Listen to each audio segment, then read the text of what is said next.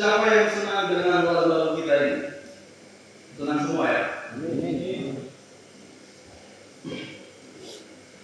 Oke. Terima kasih atas kesempatan yang diberikan kepada saya untuk menyampaikan kebenaran firman Tuhan pada kesempatan malam hari ini. Dan saya ingin mengajak teman-teman untuk merenungkan firman Tuhan di dalam Roma.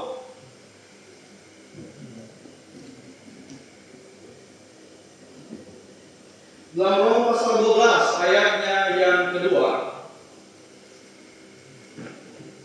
Dalam Roma pasal 12 ayatnya yang kedua. Karena mungkin ada banyak orang baru di sini ya. Atau mungkin saya tidak akan baru. Nah, sebenarnya saya sudah lama di sini dari 2019. Dari 2019, makanya pas saya nyampe di sini banyak muka-muka baru. Nah, saya rindu ingin membawakan tema ini dengan ayat dalam Roma pasal 12 ayatnya yang kedua. Jika saudara itu kita baca secara bersama-sama setelah itu nanti 1, 2, 3. Janganlah kamu menjadi serupa dengan dunia ini, tetapi berubahlah oleh pembaharuan hatimu, sehingga kamu dapat membedakan manakah kehendak Allah, apa yang baik, yang berkenan kepada Allah, dan yang sempurna. Kita bersatu. Kepada surga, terima kasih Tuhan atas kesempatan yang telah Engkau berikan kepada kami pada malam hari ini. Karena kami pemuda-pemudi remnant di tempat ini Tuhan kembali berkumpul untuk memuji memuliakan nama Tuhan. Pada malam hari ini Tuhan kami mempersiapkan hati kami untuk mendengarkan firman. Kiranya firman yang akan disampaikan dapat mempertumbuh iman kami, dapat mengubah hidup kami, sehingga kehidupan yang kami jalani saat ini Tuhan bisa semakin memuliakan nama. Terima kasih Tuhan. Di dalam nama Yesus kami berdoa. Amin. Teman-teman yang saya kasih dalam Tuhan, berdasarkan Roma 12 ayat 2, saya ingin mengajak teman-teman sekalian untuk merenungkan satu tema penting, yaitu perubahan yang baru di dalam Kristus. Perubahan yang baru di dalam Kristus. Ya, ini berkata, janganlah serupa dengan dunia ini. Ini adalah penegasan Rasul Paulus kepada kita. Mungkin di zaman itu kepada mereka, tapi sekarang kepada kita, bahwa janganlah serupa dengan dunia ini. Berarti Tuhan mau ada perubahan di dalam kehidupan pemuda-pemudi di tempat ini. Tuhan ingin mindsetnya, baik karakternya bisa terbentuk. Makanya dikatakan jangan serupa. Karena kenapa? Kalau kita semakin serupa dengan dunia ini, banyak sekali ayat mengatakan bahwa kita akan semakin menjauh dengan Tuhan. Karena dunia adalah musuh Allah. Jadi teman-teman yang saya kasih dalam Tuhan, terkadang banyak pemuda-pemudi yang menyepelekan perubahan, menganggap perubahan adalah sesuatu yang tidak penting. Sehingga kalau dikasih tahu, misalnya dikasih tahu berubah begini, yang negatif harus jadi positif, yang karakternya buruk harus jadi lebih baik. Tapi kadang-kadang ada banyak orang itu terlalu, misalnya mungkin kata kasarnya keras kepala, misalnya tidak mau menerima suatu perubahan yang positif. Karena kenapa? Karena kekerasan dalam pikiran, beranggapan bahwa apa yang saya jalani saat ini itu sudah pasti. Ya, apa yang saya lakukan ini sudah benar.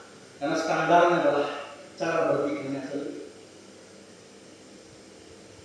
Jadi teman-teman yang suka dalam Tuhan, jadi kalau kita berbicara tentang perubahan, apalagi kalau kita berbicara tentang perubahan di dalam Kristus, maka perubahan di dalam Kristus ini jauh lebih baik.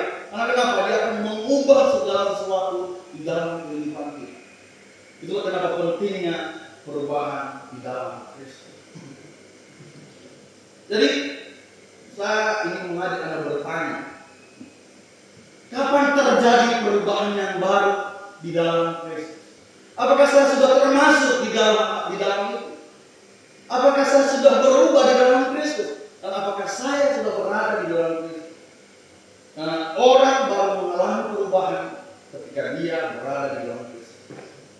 Jadi kapan terjadi perubahan yang baru di dalam Kristus? Poin pertama yang akan kita bahas itu ketika seseorang memilih untuk percaya kepada Kristus. Ini sebenarnya doktrin dasar yang harus kita pahami. Ya. Jadi kapan terjadi perubahan? Jadi ketika seseorang memilih untuk percaya kepada Kristus. Kita coba buka dalam Yohanes pasal 3 ayat 16. Ini mungkin familiar sekali.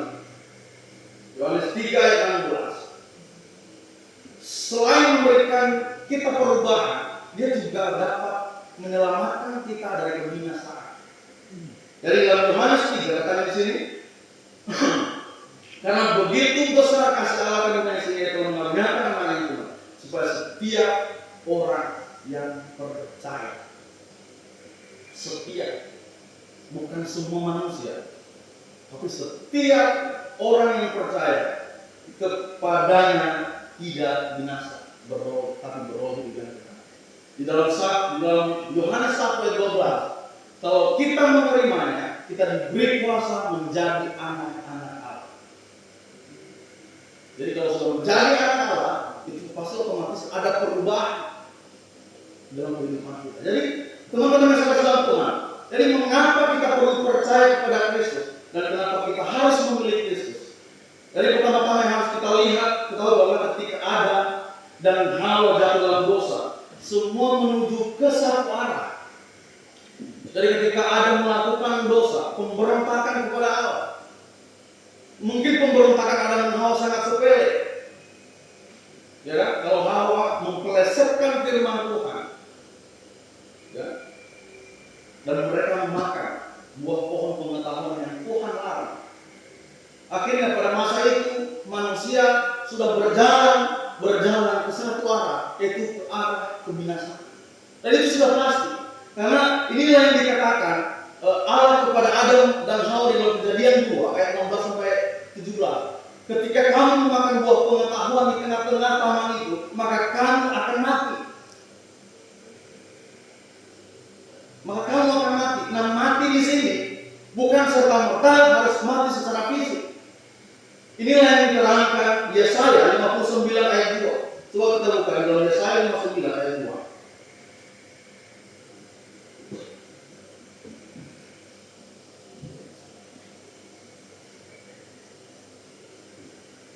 Jadi di dalam Kejadian 2 tadi, itu bukan serta-merta kematian fisik. Jadi kalau kamu makannya, maka kamu akan mati. Diterangkan di dalam Yesaya 59 ayat 2. Dikatakan di situ, tapi yang merupakan pemisahan antara kamu dan Allahmu ialah segala kejahatanmu, dan yang membuat dia menyembunyikan diri terhadap kamu sehingga ia tidak mendengar ialah segala dosamu. Jadi mati dalam Kejadian pasal 2 itu berbicara tentang kematian rohani. Kematian rohani itu artinya adalah keterpisahan manusia kepada Allah pencipta. Koneksi yang dulunya bagus, akhirnya rusak hanya karena dosa. Dosa pertama yang dilakukan Adam dan Hawa adalah dosa meragukan Tuhan, tidak percaya perintah Tuhan, tidak mengikuti perintah Tuhan. Akhirnya terjadi dosa yang menyebabkan seluruh dunia jatuh ke dalam dosa. Jadi teman-teman yang saya kasih dalam Tuhan, makanya perlu perubahan. Ingat, saya tekankan kembali bahwa ketika Adam dan Hawa jatuh dalam dosa, semua manusia pada masa itu akan tetap berjalan menuju satu arah, yaitu arah menuju kebinasaan. Akibat dosa,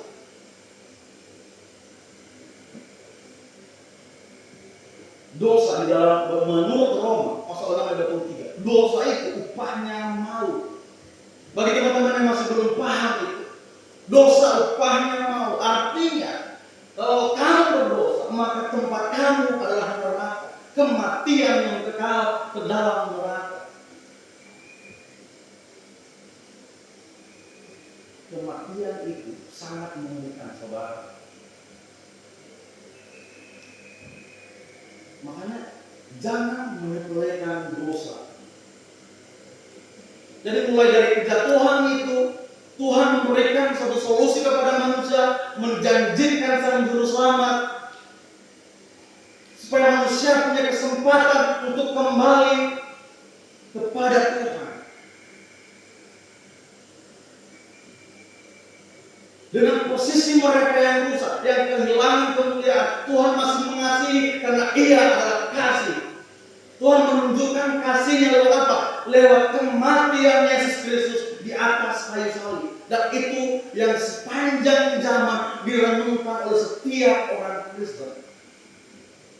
Tapi ada banyak orang Kristen tidak tahu makna salib.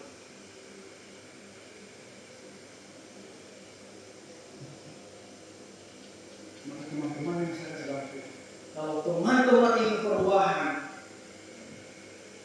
kalau teman-teman ingin selamat dari arah jalan yang menuju kebinasaan, kalau teman-teman mau berbelok dari arah itu, maka perlu ada perubahan di dalam.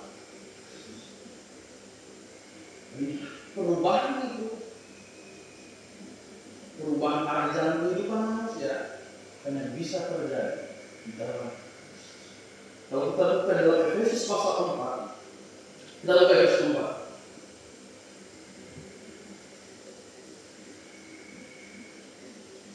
Efesus pasalnya yang keempat, ayat 21 sampai 24, saya akan baca. Jadi solusi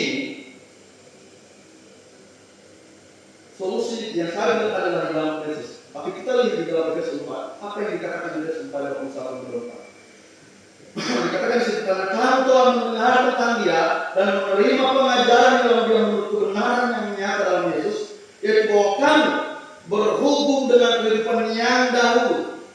Ada kehidupan yang baru. Harus menanggalkan manusia lama. Kehidupan yang dahulu adalah manusia lama yang menemui kebinasaan oleh nafsunya yang menyesatkan. Ayat 23, supaya kamu dibaharui di dalam roh dan pikiranmu dan menggunakan manusia baru yang telah diciptakan menurut kehendak Allah dalam kebenaran dan kulusan yang sesungguhnya. Jadi teman-teman yang saya dalam Tuhan, jadi kalau teman-teman memilih percaya kepada Kristus, berarti Anda harus membuang segala sesuatu yang bertentangan dengan Kristus. Ya, karena kehidupan kita diperbarui dengan Kristus, maka efeknya adalah kita akan semakin menyerupai Kristus. Harusnya seperti itu, baik dalam pikiran dan karakter. Jadi di sini dikatakan, digambarkan di sini bahwa ada manusia lama dan ada manusia baru. Ketika seseorang melangkah menuju ke arah Kristus, ya, dia memilih percaya, maka dia disebut di sini adalah manusia baru. Manusia baru yang dijanjikan, ya, manusia baru yang dijanjikan kepadanya suatu kebahagiaan yang abadi bersama Kristus. Jadi kalau Anda berjalan menuju ke arah Kristus, maka Anda adalah salah satu orang yang sangat beruntung, karena Tuhan menjanjikan kebahagiaan bersama dengan Dia. Tetapi yang tidak memutuskan untuk melangkah ke arah Kristus, ya, maka dia akan tetap mengarah ke satu arah yang kita tekankan tadi, yaitu menuju kebinasaan. Dan jadi manusia lama ini digambarkan apa? Manusia lama di sini, kalau kita baca ayat 25 sampai 32 di dalam Efesus 4. Jadi ini menggambarkan kehidupan manusia yang kacau balau, yang hidupnya terus melakukan dosa. Ya? Jadi seolah-olah dosa itu adalah kegiatannya sehari-hari. Dan itulah penekanan Rasul Paulus, bahwa manusia lama lebih identik dengan dosa. Dan dosa itu akan mengarahkan Anda dalam kebinasaan. Jadi kalau dosa sudah melekat di dalam kehidupan kita, maka akibat dari semua itu adalah Pernah baca tentang Sodom dan Gomora? Kita akan membahas dua kelompok, ya, dua kelompok. Yang satunya mungkin kelompok yang merasakan kebinasaan, mungkin sudah dikasih kesempatan kepada orang tersebut, kepada mereka sudah dikasih kesempatan, tapi kesempatan itu disia-siakan, akhirnya mereka dihancurkan. Dan yang kedua nanti akan kita bahas tentang apa? Tentang mereka yang seharusnya dibinasakan, tetapi karena penginjilan misalnya, karena sudah dikasih kesempatan, maka mereka tidak mau menyanyiakan kesempatan dan akhirnya mereka tidak sampai dibinasakan. Kita lihat Sodom dan Gomora. Kalau kita lihat dalam Yudas pasal 7,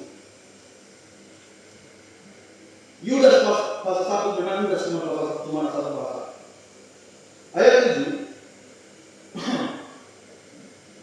sama seperti Sodom dan Gomora dan kota-kota sekitarnya yang dengan cara yang sama melakukan yang pertama percabulan dan mengejar kepuasan-kepuasan yang tak wajar, telah menanggung siksa api kekal sebagai peringatan kepada semua orang. Telah mengalami siksaan api kekal. Inilah sebenarnya neraka. Neraka itu isinya api. Maka jangan main-main dengan neraka.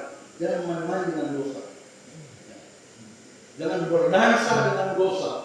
Jadi Sodom dan Gomora sudah menjadi peringatan bagi kita semua. Mereka mengalami siksa api kekal sebagai peringatan kepada kita, pemuda-pemudi. Apa kesalahan Sodom dan Gomora? Kita bisa bagi kesalahan Sodom dan Gomora ada beberapa, tetapi yang paling utama, kesalahan atau dosa yang paling berat yang dilakukan Sodom dan Gomora, tidak percaya adanya Tuhan. Kalau ada satu kota yang tidak percaya Tuhan, yakinlah tidak ada moral yang bagus di dalamnya. Kalau ada negara yang tidak percaya Tuhan, negara itu akan kacau balau. Karena kenapa? Standar kebaikan, standar moral yang paling tinggi adalah Tuhan. Kalau orang tidak percaya Tuhan, kalau hanya mengandalkan dirinya sendiri, kekacauan akan terjadi di mana-mana. Karena hati nurani dan pikiran tidak berfungsi. Jadi kesalahan Sodom dan Gomora yang paling berat itu tidak percaya dengan Tuhan. Makanya kelakuan mereka sangat jijik di mata Tuhan. Dan kesalahan kedua yang mencolok yaitu memiliki kelainan seks. Ada banyak kasus di sana, di Sodom dan Gomora. Bayangkan, perjinahan saja Tuhan larang. Ya, antara laki-laki dan perempuan itu tidak boleh. Ya. Tetapi Sodom dan Gomora melakukan hal yang jauh lebih mengerikan daripada itu. Kalau di zaman kita sekarang itu bisa disebut LGBT, dan sekarang bendera LGBT dikibarkan di mana-mana. Seolah-olah itu adalah sesuatu hal yang lumrah, sesuatu hal yang wajar saja di mata dunia. Orang Indonesia, saya lihat di sosial media, kalau tidak salah itu orang Medan, muncul di sosmed. Dia adalah kita bilang homo. Jadi dia ada di Jerman dan mempublikasikan bahwa dia baik-baik saja jadi seperti itu. Dia menunjukkan kepada dunia, ini yang kalian takuti, dan di sini tidak apa. Boleh-boleh saja. Teman-teman yang saya kasih dalam Tuhan, saya mau tekankan bahwa bukan sudut pandang manusia yang kita pentingkan, tapi sudut pandang Tuhan. Manusia itu kan banyak versi. Dia boleh setuju, boleh tidak. Karena manusia itu adalah orang yang berubah-ubah, manusia atau makhluk yang suka berubah-ubah. Tetapi Tuhan adalah pribadi yang konsisten. Kalau dia bilang jangan lakukan itu, misalnya coba kita lihat di dalam 1 Korintus apa konsekuensi dari kelakuannya orang-orang tersebut. kayak homo, kayak lesbian misalnya. Kita lihat dalam 1 Korintus pasal 6.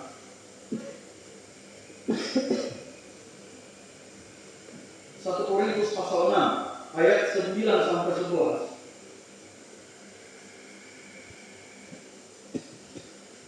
Ini memang dosa yang juga sudah dilakukan oleh Sodom dan Gomora, tapi kita fokus kepada di ayatnya yang ke-9 saja. Di frase kedua dikatakan janganlah sesat, ayat 9 frase kedua, janganlah sesat orang cabul, ya kan? Orang cabul ini maksud penyembah berhala, menyembah selain Tuhan yang benar, orang berzina seperti yang saya sebut tadi, berzina saja di dalam Tuhan, banci. Nah, siapa yang tahu banci? Banci tidak ditekankan di sini. Kalian tahu di kota Jakarta banyak banci. Dan yang terakhir, orang pemburi. Orang pemburi ini adalah orang-orang yang sama dengan Sodom Gomora. Orang pemburi ini adalah orang-orang yang menyukai sesama jenis. Dan katanya di ayat 10, mereka semua tidak mendapat bagian di dalam kerajaan.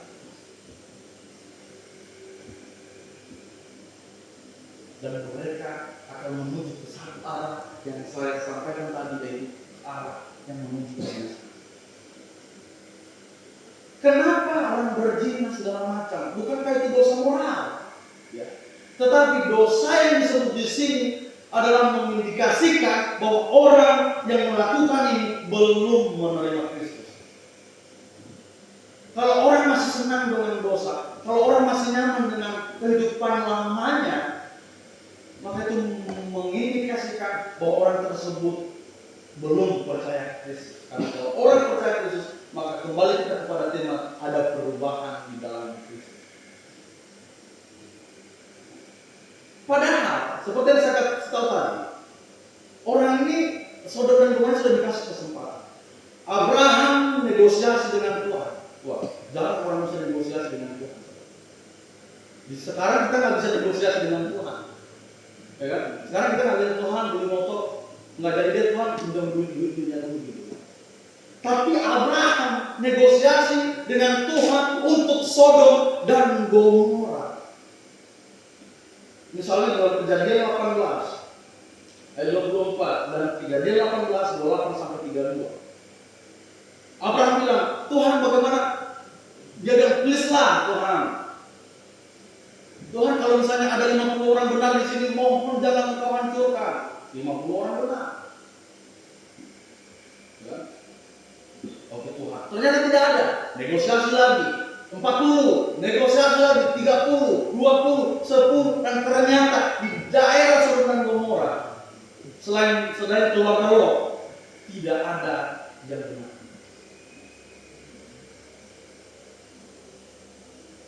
Bahkan kita lihat nanti kisahnya anak-anaknya Lot setelah keluar dari Sodom dan Gomora, apa? Mereka mempermainkan ayahnya.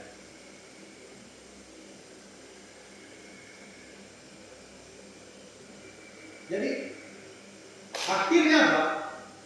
Kalau kalian baca, kita nggak bisa baca terlalu panjang. Kejadian 18 ayat 24 sampai 32.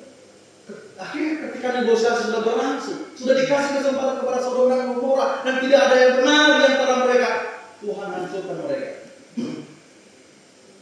Tuhan hancurkan mereka dengan api. Dan itulah yang kita baca di dalam Yudas 1 ayat 7. Mereka mengalami siksaan api yang kekal.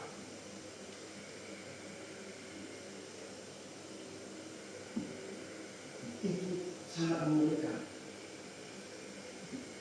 Dan apa hasilnya? Anak-anak Lot mempermainkan ayahnya. Sifat dari orang-orang Sodom dan Gomora sudah melekat di hatinya, di hati anak-anaknya Lot. Ya. Jadi ibaratnya bahwa Lot berhasil mengeluarkan anak-anaknya dari Sodom dan Gomora, tapi tidak bisa mengeluarkan Sodom dan Gomora di dalam hati anaknya. Sifat dan kelakuan orang Sodom dan Gomora sudah melekat di hati anak-anaknya. Makanya mereka mempermainkan air. Itu biasa. Jadi teman-teman sekalian dalam Tuhan, jadi Sodom dan Gomora menjadi contoh bagi kita. Kalau seseorang tidak percaya dengan Tuhan dan selalu hidup dalam dosanya, maka nasibnya akan sama dengan Sodom dan Gomora yang dihancurkan oleh karena mereka melakukan hal yang jijik. Oke, kita lihat kelompok yang satu. Coba kita lihat contoh orang yang selamat dari murka Tuhan lewat kehidupan. Yaitu Niniwe. Siapa yang pernah baca kisah Yunus? Pernah. Oke. Jadi Niniwe ini adalah sebenarnya kota yang mau dibinasakan. Kalau kita baca, coba lihat, kita lihat dalam Yunus 1 dan 2. Yunus pasal 1 dan 2. Bangunlah, pergilah ke Niniwe. Tuhan berkata kepada Yunus, kota yang besar itu, berserulah terhadap mereka, karena kejahatannya telah sampai kepada aku. Jadi kalau Tuhan sudah berkata, kejahatan mereka sudah sampai kepadaku, maka mereka sudah melakukan dosa yang begitu besar, sehingga bolehlah Tuhan membinasakan mereka. Nah, tetapi teman-teman yang saya kasih Tuhan, Tuhan tahu bahwa Niniwe punya potensi bisa berubah, bisa mengalami perubahan di dalam Tuhan kalau mereka sudah mengenal itu. Ya kan? Makanya di dalam kita coba di dalam, jadi Yunus datang untuk mengabarkan Injil kepada mereka lalu mereka bertobat. Misalnya dalam Yunus 3. Pasalnya nanti kita coba pasal 3 ayat 5 sampai 10. Teman-teman sudah mendapatkan, saya akan baca. Orang Niniwe percaya kepada Allah, lalu mereka mengumumkan puasa dan mereka, baik orang dewasa maupun anak-anak, mengenakan kain kabung. Setelah sampai kembali kepada raja kota Niniwe, turunlah ia dari singgasananya, ditanggalkan jubahnya, diselubungkan kain kabung, lalu ia dijauh. Lalu atas perintah raja dan para pembesar daerah memaklumkan dan mengatakan ini demikian. Manusia dan ternak, lalu sapi dan kambing domba tidak boleh makan apa-apa, tidak boleh makan lumpur dan tidak boleh minum air. Haruslah semuanya manusia dan ternak berselubung kain kabung dan berselubung keras kepada Allah. Kita haruslah masing-masing berbalik dari tingkah lakunya yang jahat, jadi berbalik dari tingkah lakunya yang jahat dan dari kekerasan yang dilakukan. Siapa tahu mungkin Allah akan berbalik dan menyesal, serta berbalik dari keburukannya yang menyala-nyala itu, sehingga kita tidak binasa ketika Allah melihat perbuatan mereka itu. Jadi Tuhan melihat perbuatan mereka, hati mereka juga yang percaya. Ketika Allah melihat perbuatan mereka itu, yang bagaimana mereka berbalik dari tingkah lakunya yang jahat, maka menyesallah karena malapetaka yang telah dirancangkannya terhadap mereka, dan dia pun tidak jadi melakukan. Karena Niniwe tidak menyanyiakan kesempatan. Bagaimana dengan kita yang ada di sini? Kapan kita bisa mengambil keputusan untuk mengalami perubahan dalam Kristus?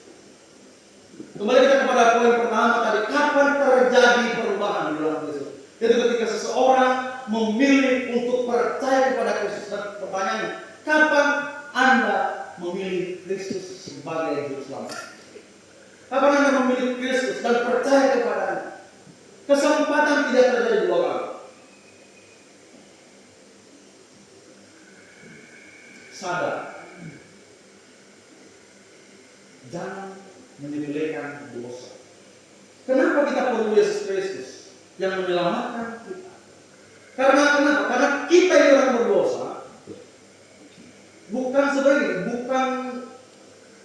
seberapa banyak kita melakukan dosa baru kita bisa masuk neraka. Satu titik dosa saja itu tidak bisa menghampiri surga, karena surga Maha Kudus, tempat yang Maha Kudus. Mencuri saja sudah mengotori surga ibaratnya, jadi nggak boleh masuk surga.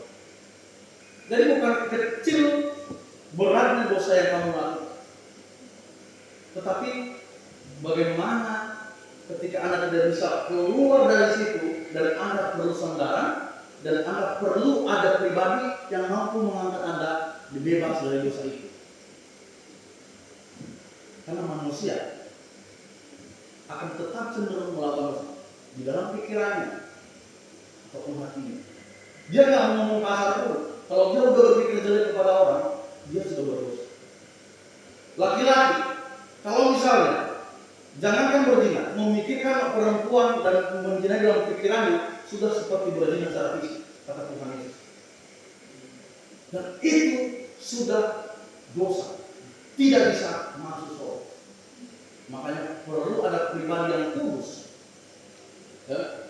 Bukan kamu yang menyebabkan kamu masuk surga, bukan kekudusan kamu yang menyebabkan kamu masuk surga. Makanya orang nggak bisa selamat karena perbuatan baik. Karena kata Yesaya perbuatan baik seperti kain pokok. Tapi yang menyebabkan kamu masuk surga adalah karena kalau kamu melangkah menuju Kristus, diam di dalam Kristus, percaya kepada Kristus, Kristus membungkus Anda di dalam kekudusan. Kekudusan Kristus yang memampukan Anda masuk surga, bukan usaha Anda. Makanya kalau kita memilih percaya Kristus, orang-orang percaya Kristus sering disebut orang-orang kudus. Tapi orang-orang kudus bukan karena dirimu sendiri, tetapi karena Kristus diam di dalam kamu. Jadi standar Tuhan kekudusan itu adalah Yesus itu sendiri. Yesus itu sendiri yang kudus, yang membungkus Anda menjadi kudus, maka bolehlah masuk surga. Kalau Anda sudah berada dalam Kristus dan sudah kudus dalam Kristus, maka Anda pasti mengasihi Kristus. Jadi kenapa mereka bisa mengalami perubahan ini, mengalami perubahan? Karena Injil adalah kekuatan Allah. Injil yang menceritakan Yesus Kristus mati di atas kayu salib. Makanya banyak orang Kristen yang berkata, saya adalah orang Kristen percaya Yesus, tapi dijelaskan kenapa kamu bisa masuk surga? Kadang mereka sudah terserah Tuhan. Oh, karena perbuatan saya. Kalau kamu bisa masuk surga karena perbuatan kamu, maka Tuhan Yesus tidak perlu mati di kayu salib. Kalau kamu bisa masuk surga karena perbuatan kamu akan jadi sombong. Saya bisa masuk surga karena perbuatan saya. Kalau kamu sudah sombong, itu juga dosa, maka nggak bisa masuk surga. Maka perlu pribadi yang mampu mengeluarkan dari dosa, menyucikan diri Anda, masuk ke dalam dirinya, dia di dalam hatimu, maka kamu bisa masuk surga karena kekudusan. Jadi kapan perubahan dalam Kristus terjadi? Ketika kita memilih untuk percaya kepada Kristus. Dan kapan pemuda-pemudi memilih Kristus? Kalau Anda menyanyiakan kesempatan demi kesempatan, maka nasib Anda akan sama seperti Sodom dan Gomora. Tapi kalau Anda tidak menyanyiakan waktu Anda, maka Anda akan sama seperti orang Niniwe. Orang Sodom dan Gomora menyanyiakan kesempatan, orang Niniwe mempergunakan kesempatan untuk keselamatan, maka tanamkan itu dalam hati Anda masing-masing. Poin kedua, mengapa perlu perubahan dalam Kristen? Kapan terjadi? Sekarang mengapa perlu? Mengapa perlu perubahan dalam Kristus? Poin kedua itu supaya kita bisa menjalankan kehendak Allah. Anda pernah baca Kolose 3:23, apapun juga yang saya perbuat, yang kamu perbuat, perbuatlah dengan segenap hatimu seperti untuk Tuhan. Tapi saya kasih tahu, orang nggak bisa melakukan perbuatan seperti untuk Tuhan kalau dia belum berada di dalam Kristus, kalau dia belum melangkah dan mengalami perubahan dalam Kristus. Orang tidak akan bisa melakukan kehendak. Jadi saudara dalam Tuhan, seorang yang belum mengalami kebangkitan rohani atau perubahan hidup yang baru dalam Kristus, tentunya tidak bisa menjalankan kehendak. Kehendak Allah itu bisa kita bagi dalam 3 aspek. Kehendak apa? Mungkin banyak, tapi kita bisa bagi 3 aspek. Bisa aspek moral, aspek rohani, dan aspek sosial. Misalnya, kita coba secara moral, kehendak Allah secara moral. Kita sudah bahas sedikit dari di poin pertama. Itu menjauhi dosa setelah menerima Kristus. 1 Petrus 3 ayat 10 sampai 12. Dan Yakobus 1 ayat 12 sampai 22. Anda boleh baca di rumah. Sekali saya sebut 1 Petrus 3:10-12, Yakobus 1:12-12. Anda bisa melihat bagaimana Tuhan menunjukkan bahwa Dia tidak senang dengan dosa. Ternyata orang yang benar bisa jatuh dalam dosa. Bisa jatuh bukan berarti hidup dalam dosa. Ada perbedaan di situ. Jadi perbedaan Sodom dan Gomora dengan perbedaan dosa Sodom dan Gomora dengan dosa yang orang yang sudah dikuduskan, itu Sodom dan Gomora adalah hidup dalam dosa, tidak punya Tuhan. Tapi kalau orang benar jatuh dalam dosa, kalau orang benar melakukan dosa, mungkin tanpa kesadarannya, itu disebut jatuh dalam dosa dan tidak menghilangkan keselamatan. Kalau orang sudah jatuh dalam dosa, kalau misalnya orang sudah diselamatkan biasa, Tuhan, saya sudah bersalah, dia langsung menyesal dan minta maaf kepada Tuhan. Tapi itu bukan dosa yang mampu membuang dia ke dalam neraka, karena itu dosa moral. Maka itu adalah moral, maka kita harus jauh dosa, karena itu rendah Allah. Yang kedua secara rohani, yaitu rendah Allah secara rohani itu membangun hubungan pribadi dengan Allah melalui doa. Siapa di sini yang jarang berdoa? Sering berdoa berarti ya. Jadi Anda berdoa dalam Filipi 4 ayat 6, 1 Tesalonika 5 ayat 3. Kalau Anda berdoa, tidak harus dilihat iman Anda, saudara Anda, atau Anda harus menunjukkan bahwa saya lagi berdoa dan harus mempraktekkannya seperti begini. Tidak seperti demikian. Anda kalau sudah di dalam Kristus, Anda bisa berdoa kapan saja, di mana saja.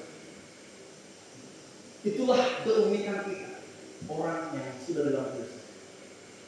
Makanya kita tidak perlu ke kalau tetangga perlu ke gedung, itu dia wajib berdoa di situ. Berbeda. Kalau kita berdoanya sepanjang waktu, ibadah kita juga sepanjang waktu. Tidak ada batas waktu, tempat. Jadi Anda juga sekarang bisa berdoa. Atau Anda memikirkan sesuatu keluarga Anda bisa berdoa dalam hati. Tidak harus tutup mata. Benar? Anda pernah mengkhawatirkan keluarga Anda berdoa dalam hati? Itu juga komunikasi kita kepada Tuhan. Jadi Tuhan mau, karena itu kehendak Tuhan. Jadi membangunlah hubungan pribadi dengan Allah melalui doa. Nah, secara sosial ini menunjukkan kasih sayang dan kepedulian terhadap sesama. Nah ini kadang-kadang susah dilakukan. Kalau ibaratnya itu kayak membeda-bedakan ras. Dulu, waktu saya masih kuliah di Indonesia, waktu saya belum menerima Kristus, dan banyak teman-teman saya belum menerima Kristus dan diselamatkan, banyak orang yang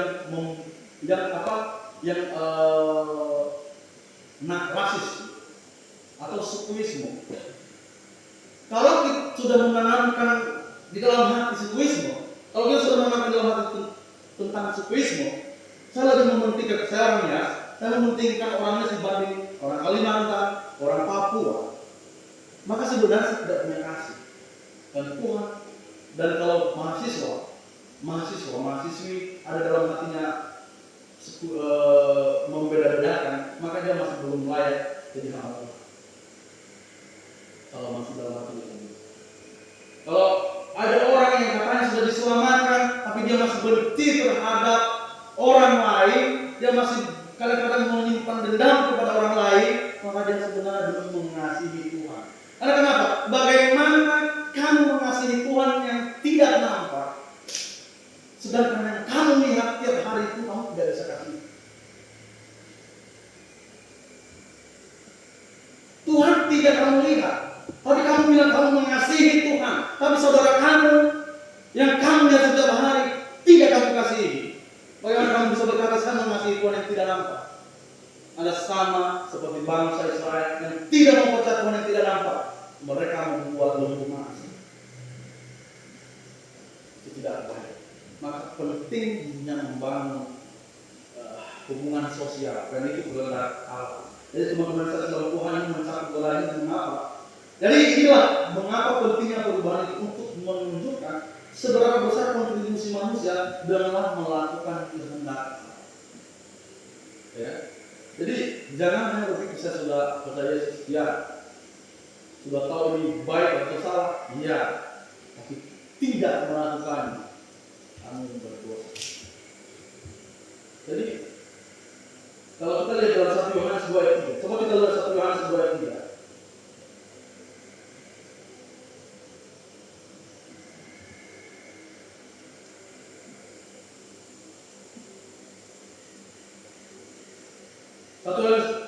Satu Yohanes 2 ayat 3 dan inilah tandanya bahwa kita mengenal Allah, yaitu jikalau kita menuruti perintahnya. Ini perintah-perintahnya. Barang siapa berkata, aku mengenal dia, tetapi ia tidak menuruti perintahnya, ia adalah seorang pendusta dan di dalamnya tidak ada kebenaran. Jadi kalau orang sudah percaya Yesus, dia pasti menuruti perintahnya, termasuk mengasihi saudaranya. Dan barang siapa berkata, aku mengenal dia, dan dia tidak menuruti perintahnya, dia pendusta, di dalamnya tidak ada kebenaran.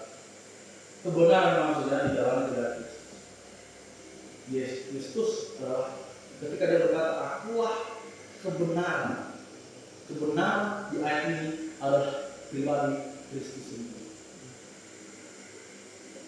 Jadi kalau kamu tidak melakukan perintah Tuhan, berarti tidak ada Kristus di dalam hati. Jadi makanya penting yang namanya perubahan. Jadi ada 2 poin yang kita bahas tadi apa? Tema kita apa? Perubahan yang baru di dalam Kristus. Kita sudah membahas 2 poin sebenarnya. Masih ada ilustrasi di poin kedua ini. Tapi mungkin waktu kita sudah habis dan sudah lewat sedikit. Jadi kita sudah membahas tentang perubahan yang baru di dalam Kristus. Kapan terjadi perubahan dalam Kristus? Poin pertama, ketika seseorang memilih untuk percaya kepada Kristus. Yang kedua, mengapa perlu perubahan itu? Yaitu supaya kita bisa melakukan kehendak.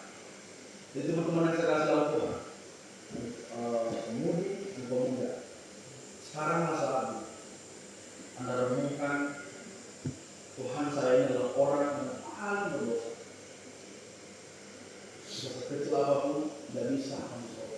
Kalau saya butuh sandal, saya harus berjalan menuju ke arahmu, saya diam di dalam dan saya dikudus. Jadi sekian khotbah pada kesempatan malam ini supaya kita terberkati. Kita berdoa. Kita berdoa dalam doa. Bapa di surga, terima kasih Tuhan atas pimpinan Tuhan dalam kehidupan kami. Kami sudah mendengarkan firman-Mu tentang bagaimana kami harus berubah dari kehidupan lama kami sehingga kami menjadi manusia yang baru di dalam Engkau. Tuhan, bagi teman-teman yang masih belum paham tentang bagaimana pengorbanan-Mu dalam salib yang Engkau berikan kepada mereka, supaya setiap firman yang disampaikan bisa melekat di dalam pikiran dan hati mereka, sehingga mereka bisa mengenal Engkau lebih dalam dan mereka bisa menerima Engkau sebagai Juru Selamat. Terima kasih Tuhan, berikan kesempatan kepada mereka yang masih belum percaya, supaya mereka bisa berhidup bersama-sama dengan Engkau nanti di dalam kerajaan surga. Kami mengasihi Engkau Tuhan dan